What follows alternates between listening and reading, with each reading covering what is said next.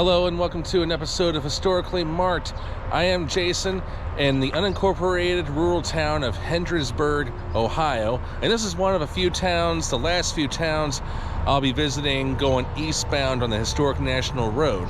Now this, I don't know how many people live here, but I'm driving on the main drag right now and a lot of empty buildings, but there's still a lot of occupied houses and I see children playing.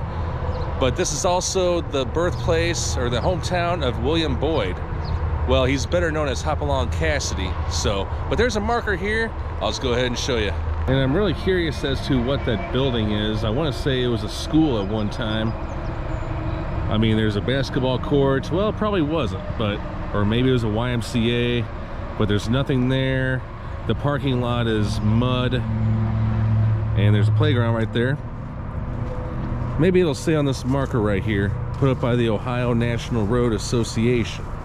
The village of Hendrysburg was laid out by Charles Hendry in 1828, shortly after the National Road was completed through this area.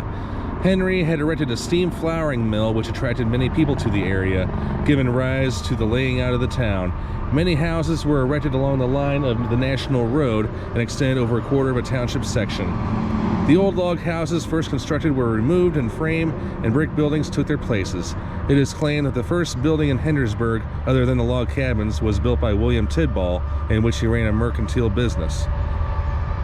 Like here's McCartney Tavern, and this was built in 1826, but doesn't say, oh, it was never totally demolished. Huh. It may still be found. Interesting. A little planning of the town there. And as I was talking about, okay, I don't know what happened to his eye, but Hopalong Cassidy was born here in 1895, became an American film actor known for portraying Hopalong Cassidy. In 1935, he was offered the supporting role of Red Connors in the movie Hopalong Cassidy, but asked to be considered for the title role and won it. The original Hopalong Cassidy character, written by Clarence E. Mulford for Pulp Fiction, was changed from a hard-drinking, rough-living wrangler to its eventual incarnation as a cowboy hero who did not smoke, swear, or drink alcohol, his drink of choice being sarsaparilla, and who always let the bad guys start the fight. So, I mean, he was like Roy Rogers and Gene Autry, and he gained lasting fame in the Western film genre. But the Hopalong Cassidy series ended in 1948 after 66 films. Wow. And Boyd produced the last 12, and he died in 1972. Well, he came a long way. And just right across from the marker in that abandoned place is another abandoned house, and it looked like at one time it was almost close to a mansion, but good golly. If there's any YouTube explorers out there, I'm sure at least one of them has been here. I mean, yeah. I mean, it's open. Anybody can go inside, but I wouldn't want to go inside. But any YouTube explorer, if you're looking for some place to, go to, there you go. Very sad what happened to this building. I mean, you can't even go up the staircase. Well, you can climb your way up there, but yeah, and those pillars and that roof and that foyer is about ready to fall down, so anybody who steps on that, good luck. Okay, going to the next town. All right, now this is Morristown, Ohio, and the National Road kind of splits off. Like, that is the main Route 40, the present day, but then the Ohio National Road Association wants you to take a little shortcut into town, so I'm about to check that out. But there's a couple historical markers here about the town of Morristown. I like how this ditch is in brick. So about Morristown, according to the Ohio Historical Society, it was platted in 1802 by John Zane and William Chaplin along the old Wheeling Road. Morristown was named for Duncan Morrison, an early settler, innkeeper, and justice of the peace. Older than the state itself, Morristown prospered into the mid-1800s, nurtured by trade along the National Road, the first federally funded highway project in the United States. The National Road was a major overland route to the west in the second quarter of the 19th century. Federal-style brick and frame structures that remain standing today replaced the original log cabins that first made up the town. Named to the National Register of Historic Places in 1980, Morristown is a well-preserved example of a National Road town, and this was put up by the Ohio Bicentennial Commission and the Ohio Historical Society, as well as the Morristown Historic Preservation Association and the Longaberg Company, 2003. Okay, so remember when I was showing you how this is 40 and then this is a drivable section of the old National Road? Well, this down here next to Highway 40 is an old brick road. Hopefully you can see it. I'm going to walk on it shortly, but not before I read this marker. America's entry into World War I quickly demonstrated the need for a national network of roads. To reduce the burden on overloaded railroads, the Council for National Defense recommended that military trucks travel overland to the East Coast. Despite its poor condition, the National Road was selected as a strategic route for transport of war material. To ready it for the heavily loaded trucks, the state of Ohio used prison labor to pave more than 75 miles with brick. Wow. At the time, it was the longest continuous stretch of brick pavement in America. Remnants of the original brick-paved National Road can still be seen adjacent to present-day U.S. Route 40 in eastern Ohio. Yep, right in front of us is what it is. And these are just pictures of brick layers or road layers. So I'll go ahead and check it out while I'm here. Wow, very, very cool.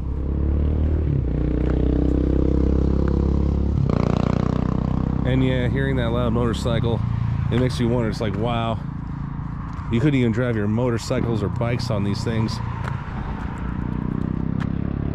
Crazy as it is, this is insane. But you know, I love walking on history. What can I say? I mean, there's more to it, but I'm going to stop right here. Oh look, somebody had a beer party. It looks like somebody had a 12-pack or 12-pack of Coors Light. Okay. All right, we are now going to go to St. Clairsville, Ohio. Come with me. But before I go to St. Clairsville, there's a couple markers I came across on the way over there. This one is about the Brick Tavern. I'll get to that other one in a second. I'll try to go a little brief here. The Brick Tavern, also known as the Brick Tavern House or the Lentz Tavern, is a Greek Revival example of a roadside inn built circa 1828 by Samuel Robinson. This tavern is one of a handful of known structures still staying along the National Road. The Brick Tavern was listed on the National Register of Historic Places in 1995 and joining along with many other places. And then ownership changed several times, and in 1855 Simon Lentz operated the inn. So, and there it is up there. I'm not sure what it is now. I mean, I don't even know how long it's been empty. Unfortunately, it does not say on the marker. But here is the Great Western School. It's all the way down there. I'll see if I can get up closer to it. And then, yeah, the Great Western School, which was located on the Ohio University Eastern Campus, was built by the Clark Construction Company in 1870. It is situated on the property that was owned by Mr. Simon Lentz, who was mentioned on the other marker I just read.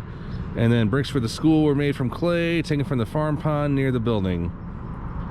And then this modern school was named for a steamship which had crossed the Atlantic Ocean in a record-setting 15 days. And this is what it looked like, a sketch drawing in 1870. Classes were held in the building until 1952. It was closed due to declining enrollment and the district consolidation program. It was the last active one-room school in Richland Township. The Coon Hunters Club used it for a few years, but it fell into disrepair. It wasn't until 1976 that the National Trail Quester number 348 took on the task of restoring it to its present beauty. And that is also on the National Register of Historic Places. So I'll see if I can get up closer to it.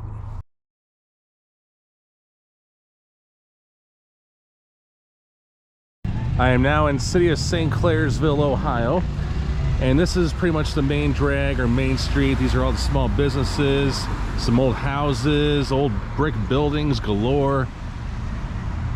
And then this is also the county seat of Guernsey County. And that big building over there is the courthouse. This is the Presbyterian Church. And then that right there is the marker that talks about St. Clairsville. And one thing worth mentioning is I think I'm about 10 to 15 miles from West Virginia, or Wheeling. So I can't wait to visit the state for the first time.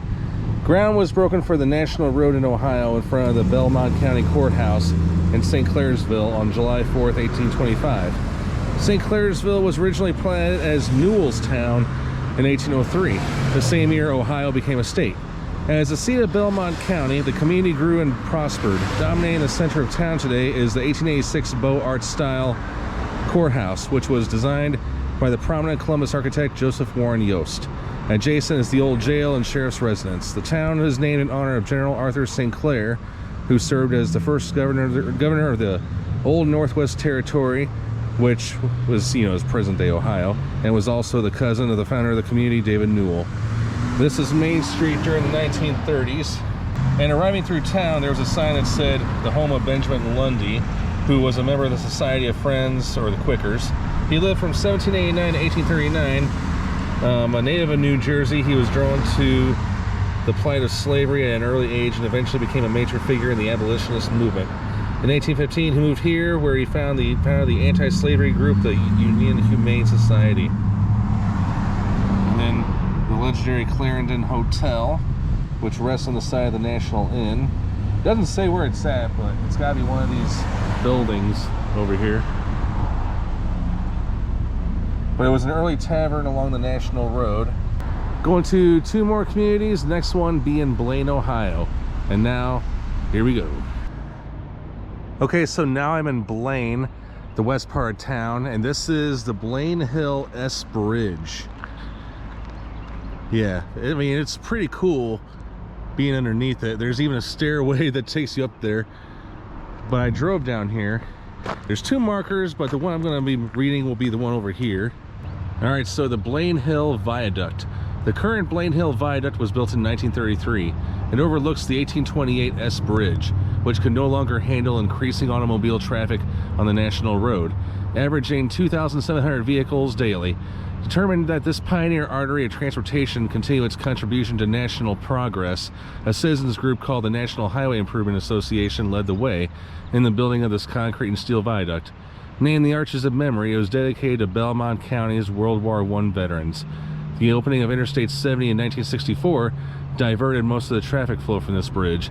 It continues to carry traffic along the historic National Road, or US 40, designated an All-American Road in 2002. It represents the middle generation in this view, which encompasses 3 eras of highway travel in Ohio. This was put up by the Ohio Bicentennial Commission and the Ohio Historical Society in 2003. And then on the back, it's very different. It's Blaine Hill S Bridge. The first Blaine Hill Bridge was constructed in 1828 as part of the National Road, the nation's first federally funded highway. This 3-arch S-shaped structure, 345 feet in length, spans Wheeling Creek, a tributary of the Ohio River, and is the longest original S-bridge in existence on the old National Road. And a gradient of approximately 6.3% from east to west, it significantly eased for the first time the arduous 500-foot western climb out of the valley. Crumbling and in poor condition, it was saved from demolition in 1999, and in 2001 was designated Ohio's official bicentennial bridge. Now tucked beneath the 1933 US 40 viaduct and Interstate 70, it illustrates the earliest of Ohio's 3 eras in national highway transportation. So that's pretty cool. I apologize for the bright sun, but anybody can come out and have a picnic here or just sit here and chill. And I'm going westbound, by the way, walking westbound. And now I'm going to look under the bridge again and into Wheeling Creek. So this goes to the Ohio River, which is not too far from here. Very, very cool.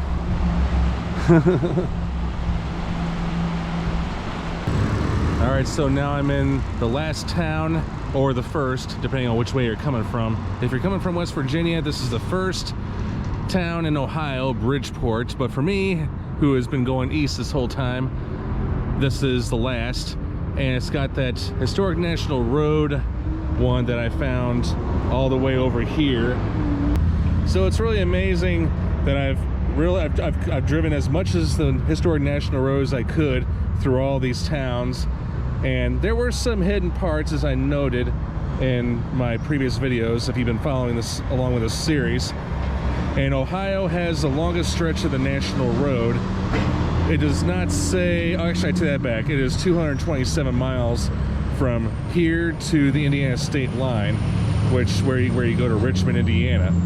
But that way takes you to West Virginia over the Ohio River, and I'm headed that way. I hope to shoot at least 5 episodes there. So it's been fun. Ohio, the Buckeye State. You know, it's so bizarre, you know, going through all those small towns and that one big city, Columbus. And one thing I gotta note is, you know, usually the historic national road signs are all the same, but this one, in case you haven't noticed, has the Ohio in it. Yeah, with the road paved right there. And while I'm here, I'll just check out this area just a little bit. It's a Veterans Memorial. And then historic Bridgeport. I think that's a Doughboy statue right there. All right, I'll see you guys in West Virginia on the historic National Road. I am Jason in Bridgeport, Ohio, signing off.